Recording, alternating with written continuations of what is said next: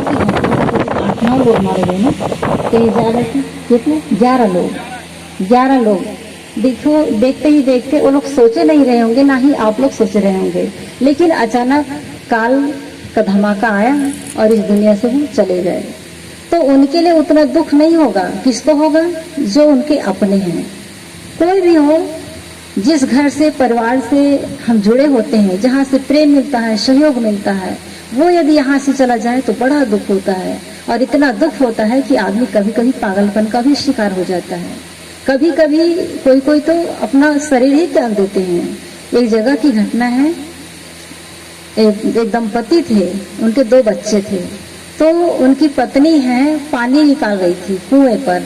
अचानक पता नहीं कुछ लगा होगा और पानी निकालते निकालते कुएं में गिर गई। जिस किसी तरह उनके पतिदेव 1 महीने अपने आप को संभाला। फिर उनके बिना उन्हें व्याकुलता से महसूस हुई कि लगा कि मैं उनके बिना जी नहीं पाऊंगा।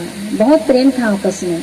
तो फिर उन्होंने एक पत्र लिखा अपने भाई के नाम और कहा कि मेरे दोनों बच्चे आपके बच्चे हैं, अब मैं अपने पत्नी के बिना जी नहीं सकता। और उसी कुएं में जाकर के वो भी कूद गया। तो 2 बच्चों के होते हुए बच्चों के लिए ये नहीं सोच पाया कि मेरी पत्नी तो चली गई, उनकी माँ नहीं रही, अब मैं ही माँ और पिता दोनों का प्यार उनको दूं, ये सोच नहीं पाया और खुद भी उसी कुएं में जाकर के कूद गया। तो किस कारण से? मोह के कारण से। मोह में विवेक नहीं कर पाते हैं, हमें दिखाई नहीं देता कि हमें क्या करना चाहिए और क्या नहीं करना चाहिए। तो ऐसा नहीं होना चाहिए। तो आज हम इस घर में आए हुए हैं, माता जी नहीं रही, लेकिन हम सबको अपने लिए सोचना चाहिए, एक गहराई से मन में विचार होना चाहिए कि एक दिन हम सबकी बारी आएगी। और रही बात, अच्छा है कि शरीर चलते फिरते चला जाए, यदि खाट पर पड़ जाए तो सेवा करने वालों को भी लगता है कि ये कब जाए। और जाना तो है ही, आज नहीं तो कल जाएंगे, ये पक्का है।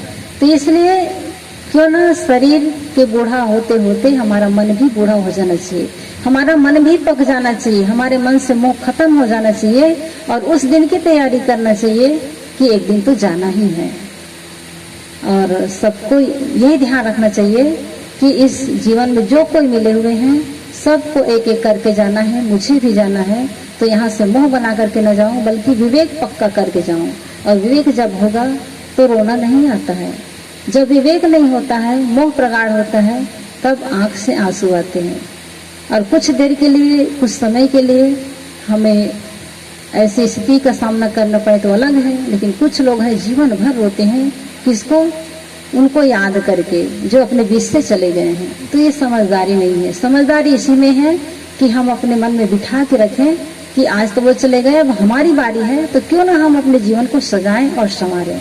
साहब कह रही थी कि जीवन में हम सद्गुण के साथी सब हो सकते हैं। तो जहाँ कहीं से भी गुण मिले, सद्गुण मिले, उनको हमें अपने जीवन में उतारना चाहिए। और माता जी के सद्गुण यही रही कि वो बड़े ही सहज थी, सरल थी, संतों का प्रेमी थी और कहीं भी जाती थी, उनके मन में लोभ लालच नहीं होता था, एकदम सहज जीवन थी उनकी। तो ऐसे जीवन को हम सब अपनाएं। यह श्रद्धांजलि कार्यक्रम में आए हैं तो केवल पानी देना, फूल चढ़ाना ये श्रद्धांजलि नहीं है।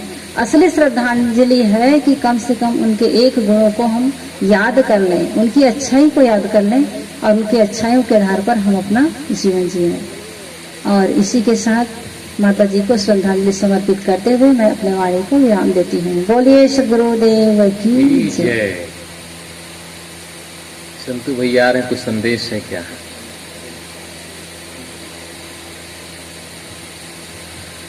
अभी हम लोग साध्वी संतुष्टि साहब जी के बहुत